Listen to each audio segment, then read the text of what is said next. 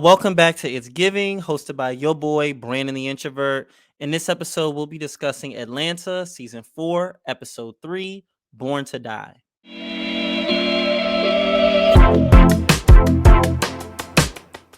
So, this episode, we get back into kind of the rap game of things. Season 1, especially Season 1 and 2, was really heavy on just the rise in artistry when it comes to Al, the rise in with Earn in terms of how he handles things as a manager and just his development. So with those seasons, we got a good amount of commentary just on the music industry and rap industry through the eyes of Al and Earn, manager and artist. So this episode, kind of, we go back into that. I feel like Season 3, we didn't get much of, besides New Jazz, a little bit, New Jazz, and maybe a little bit on that apartment episode, but we don't get too much heavy commentary. So we're going back into kind of that discussion about the rap game, about the music industry, what have you. This episode is directed by Adama Ebo, who directed Honk for Jesus, Save Your Soul, and written by Jamal Alori, who is a longtime Atlanta writer and producer. So this is just another one in the bucket for him. So we have the opening scene. Al is performing after he finished performing at a bar mitzvah. We see one of the white men come out and just be like, how do you do that? How do you, also I wore this today because it's kind of, fall. I'm trying to give a little bit of the fall vibes. This is my little thing one shirt. I kind of like it. Anyway, the guy asks Al, like, how do you do it? How do you do that thing? How do you make it look real? What, being black? I want you to teach. I want you to teach my son. I'll pay. I'll pay you. Of course, Al. You don't want to work for no. Unless it's a gig or something. You don't want to, like. It's weird asking to teach presumably we can assume this is a white boy, how to be black and have a swag of a black person, black artist, black rapper, whatever. So of course Al's just not into it until the nigga says, I'll pay you $1 million.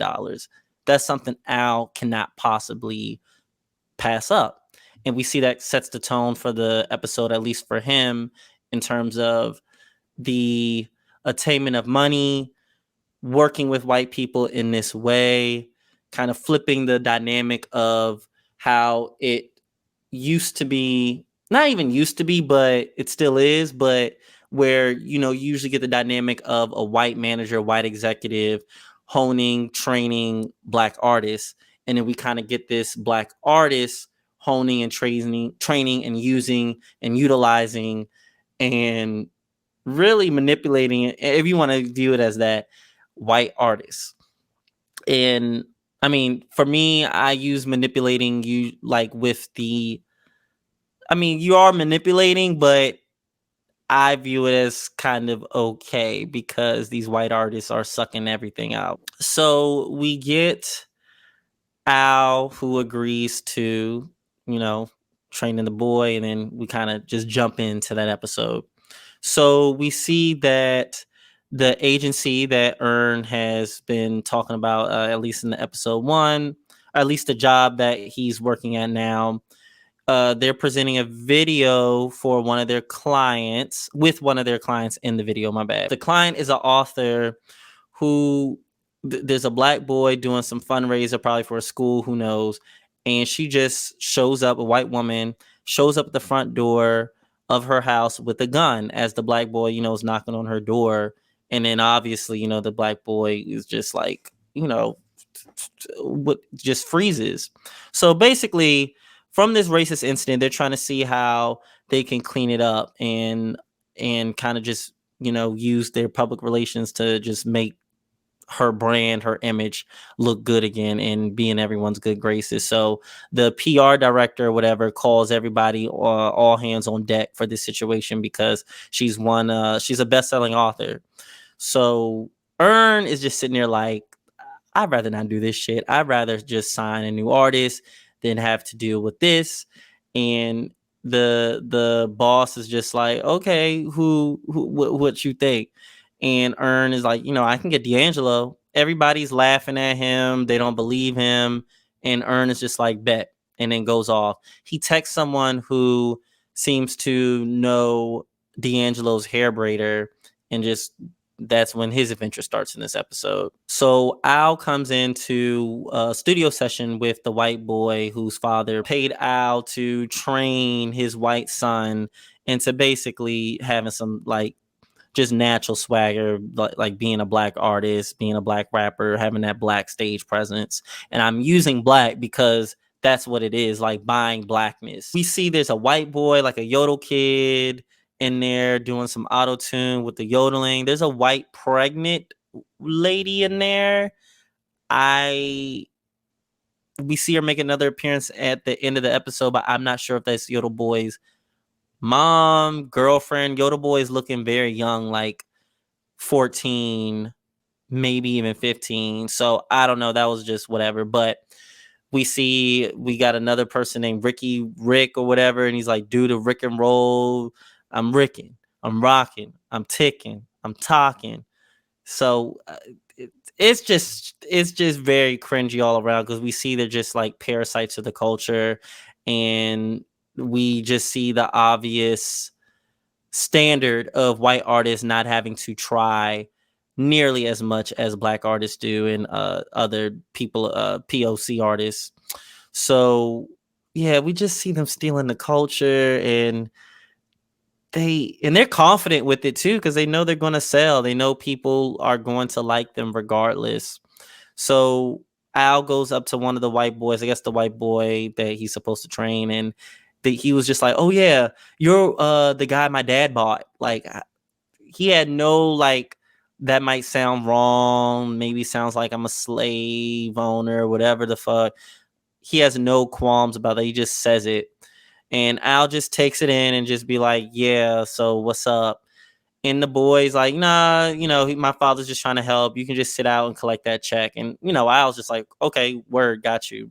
So Bunk then comes in, this other rapper who I believe is a manager to one of the boys. Al doesn't know that yet, but he comes in and just goes up to Paperboy, well, Al, and Bunk knows Al, and Al knows Bunk. So they have an understanding. They know who they are. The white boys don't know who Paperboy is at all. So Bunk is just sitting there like, do you want to sit around here with these kids, or do you want to go out and, chop the shit up and whatnot? So, of course, Al goes with him, and they kind of have a one-on-one. And Bunk asks Al, like, how much you getting paid for this? And, of course, Al says, $1 million.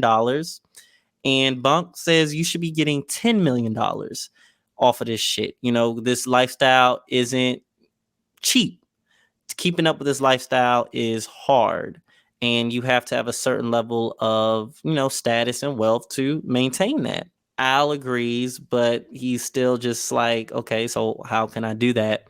So Bunk invites him to, he doesn't ask that, but Bunk invites him to a meeting where it's like-minded individuals who trying to get their money up. Now we see Earn's contact. I looked on the phone. The contact's name is Nina, who sends Earn the location of D'Angelo, which takes him to a Rally's. I didn't know this. Rally's, of course, Earn is like, there's a Rally's here.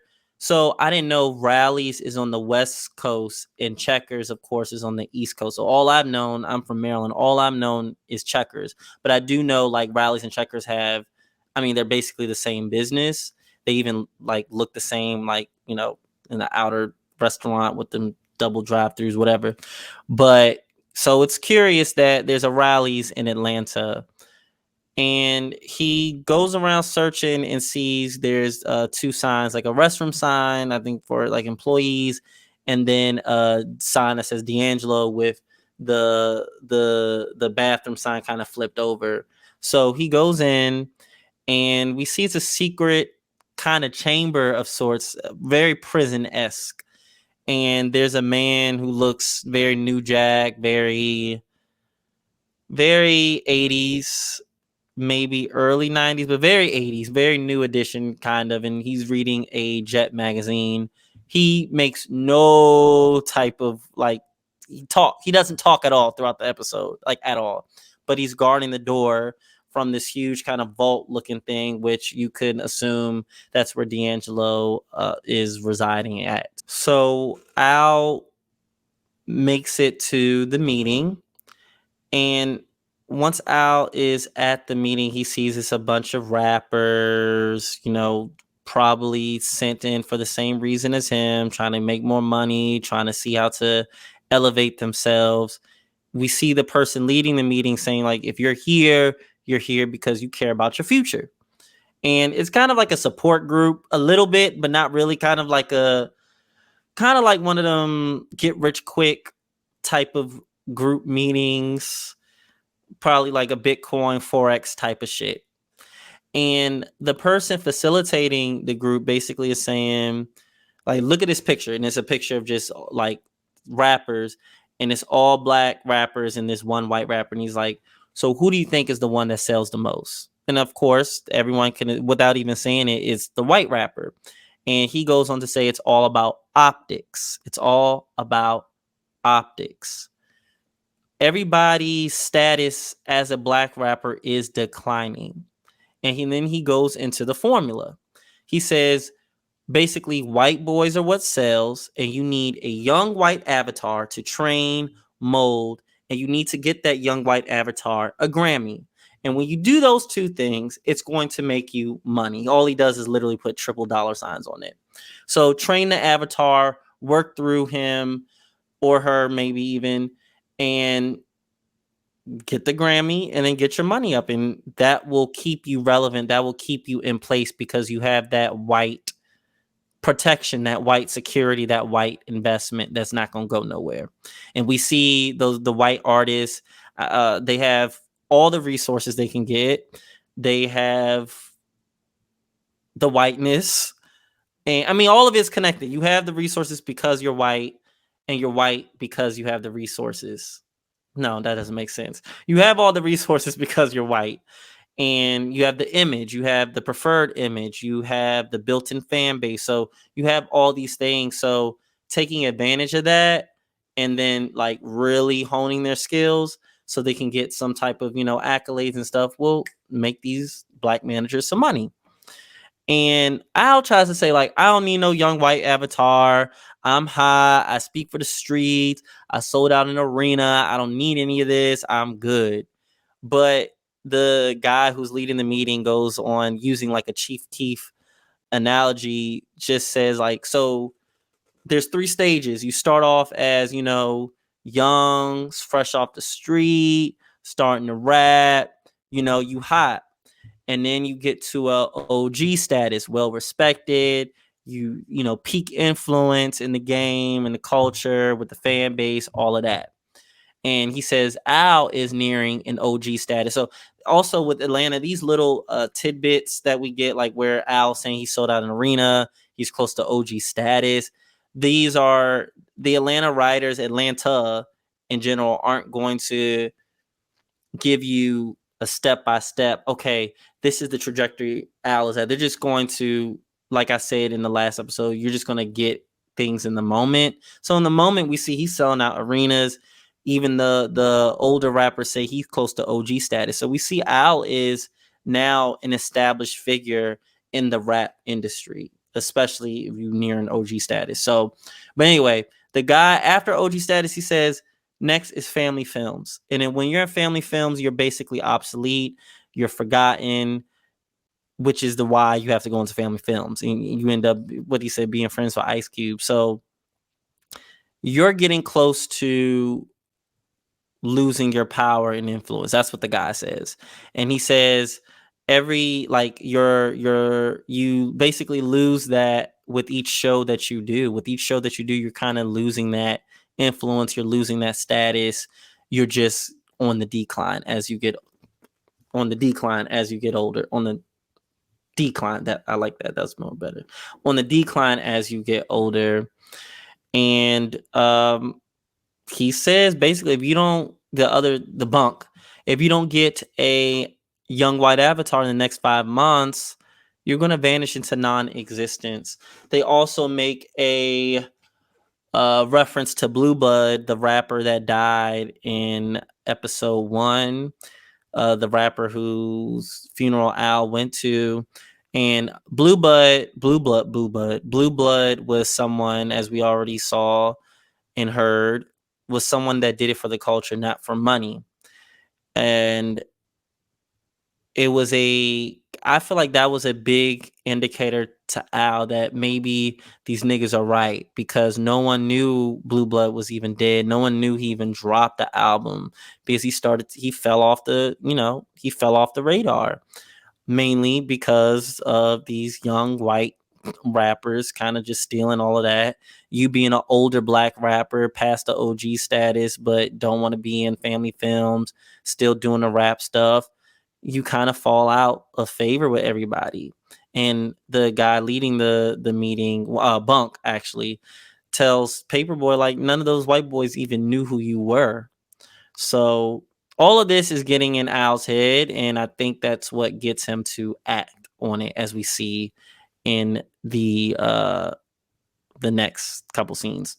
So he's at Benny's performance. He's doing a high school performance, and the kids are loving him. We see he got an audience, and Al tries to sign him on the spot, but apparently Bunk signed him already, and of course he didn't tell him, even though he kind of masqueraded this whole meeting, this whole connection as like, oh, we're trying to help each other out, we're trying to help each other succeed or whatnot. Al sees Yodel Boy, and Yodel Boy's high as shit off of perks, strung out, and Al gives him a ride. So Earn is still in that dungeon room, and we see a week has gone by. We see it's just a dingy looking room. It's like white brick. There's blood stain on the floor. It's just very dirty looking. And Al, I keep saying Al, Earn eventually asks the guy that's guarding the door, like, do you have any water? What's up? I've been here for about a week. So he opens a little cabinet and sees a Dasani, and that basically breaks him. He's like, that's it. Fuck it. I've been here for a week. Where is D'Angelo? I want to see D'Angelo.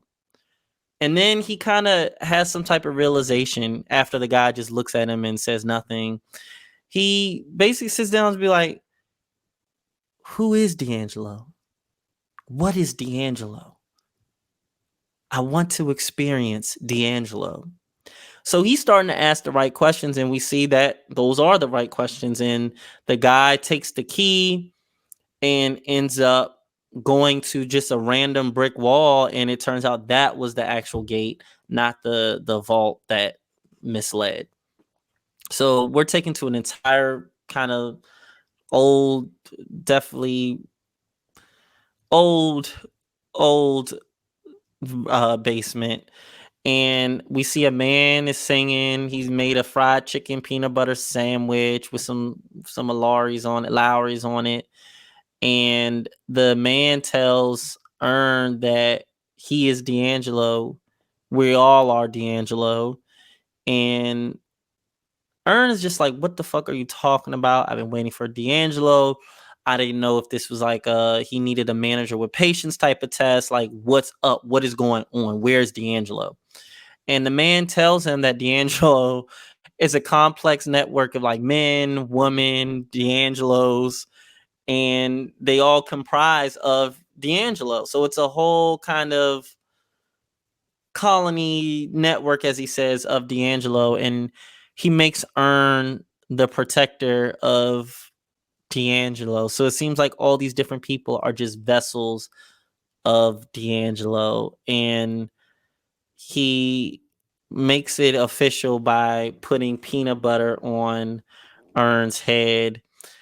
And then it was a weird part where he tells Earn of a recurring dream that Earn has about being in a pool around the time he was 8, and these hands are kind of pulling him down into the water, and he challenges Ern by saying, like, how do you know these hands are here to harm you? What if they're here to help you? And I think that got Ern thinking about some stuff. I was still confused, but whatever. As Ern leaves, the nigga asks, like, can you sign me? Because all this is very expensive. And of course, Ern says, nah.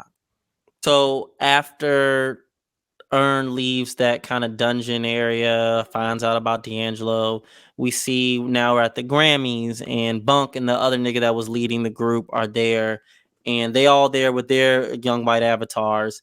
And they see Al. And we find out Al is not there for himself, but to manage, for managing Yoda Boy, who went platinum after 3 weeks. So he money for Al, basically.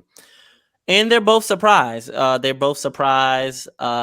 was able to kind of undercut them back because obviously they were on some slimy kind of shady shit with not telling Al, they already signed the guys that were in the studio.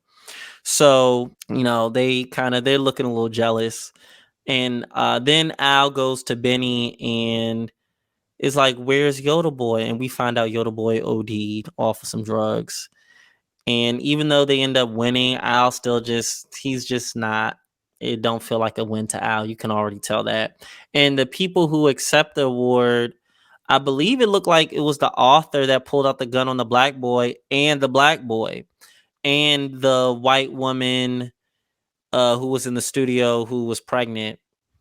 So the final scene, we see Al, Ern, and Darius. They're all watching the Grammys together, and Al tells Ern, like, how do you do this managing thing? Like, because it made me feel sick.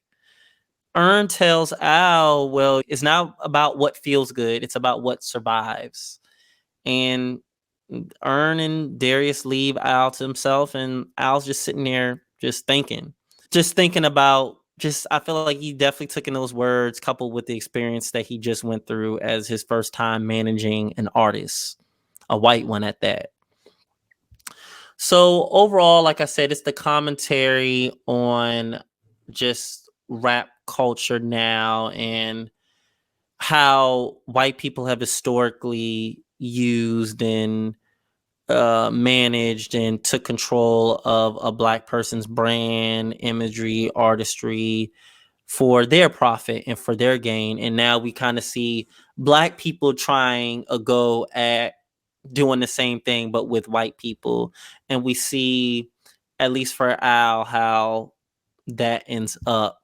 So it was interesting kind of seeing that dynamic. I was also reading an article from AV Club. I was reading an article from Vulture about just how also rap culture, yes, you have the dynamic of the white managers, black artists, but with the culture, it is very much like being a white person. You got like intense capitalism that you rapping about.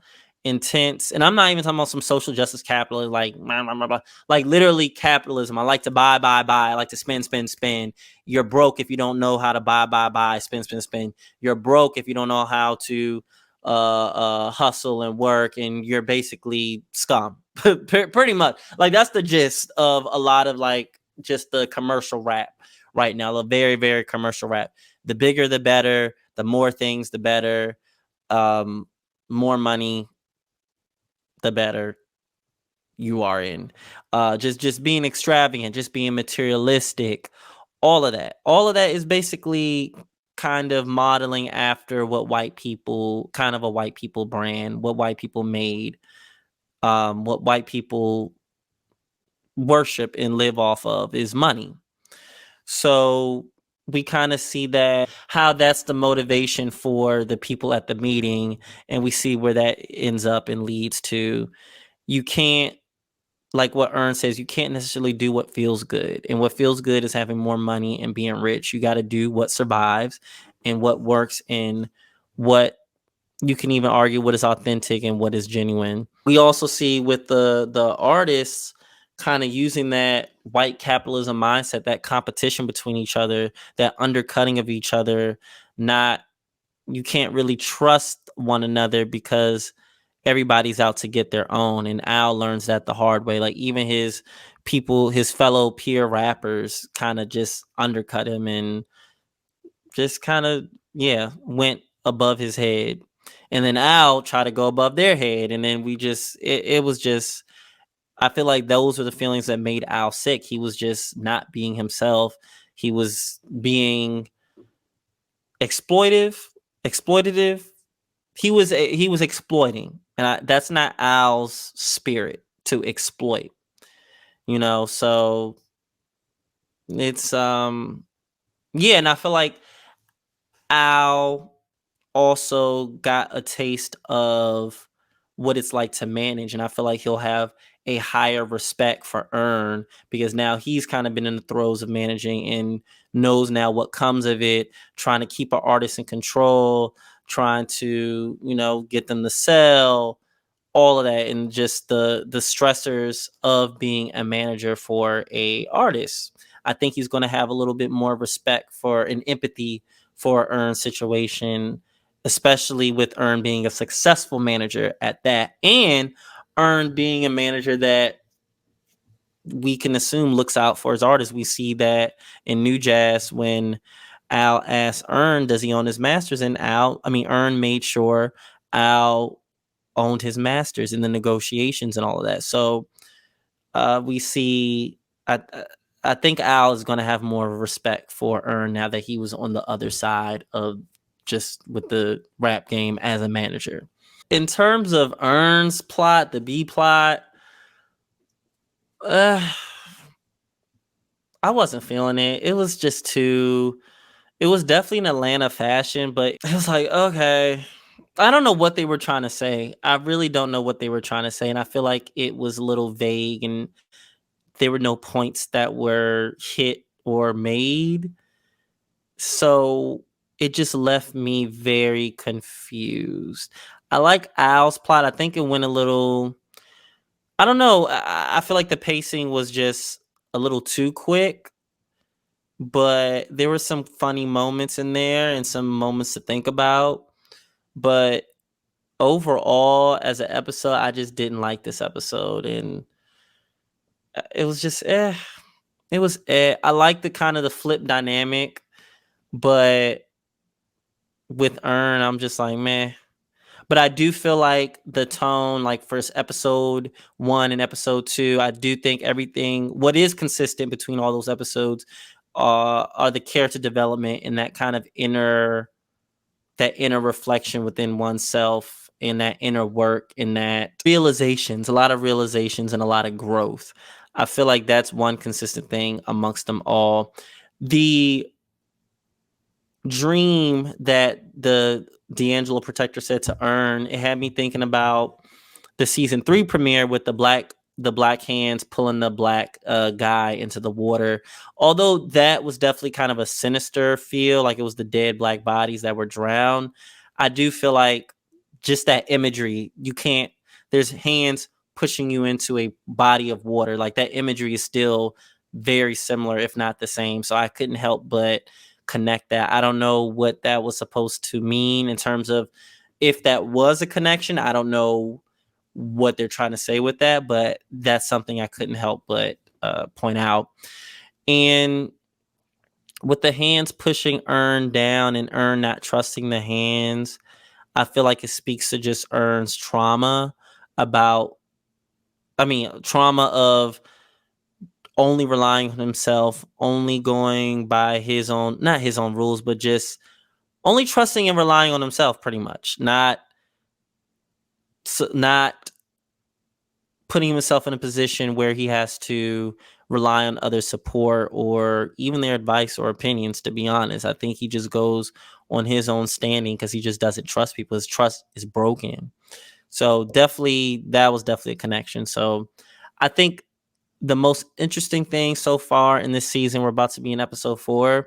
I think the most interesting thing is seeing Al and Earn go through this personal development. I feel like we saw Van articulate that and went through the emotions of that.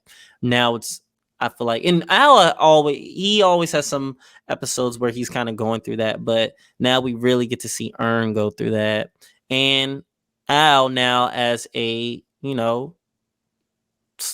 star rapper, we can say he's a star at this point, or at least close to being one. So I think that's the most interesting thing, the character development. But see, this episode was very mild. It was just, I was just like, I didn't even enjoy like sitting down reviewing it, to be honest. I mean, there was, like I said, some good parts, but it was like, meh.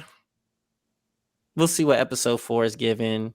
I don't try to judge too much on the season until I'm past the mid season, pretty much. But so far, episode 2 was cool in a very mellow, therapeutic way, no pun intended or whatever. I liked episode 1, but I don't know. I'm not getting into the juiciness yet. It's like I feel like this is a warm up so far. So we'll see what it's gonna give, and I'm gonna let you know what it's given. And bye.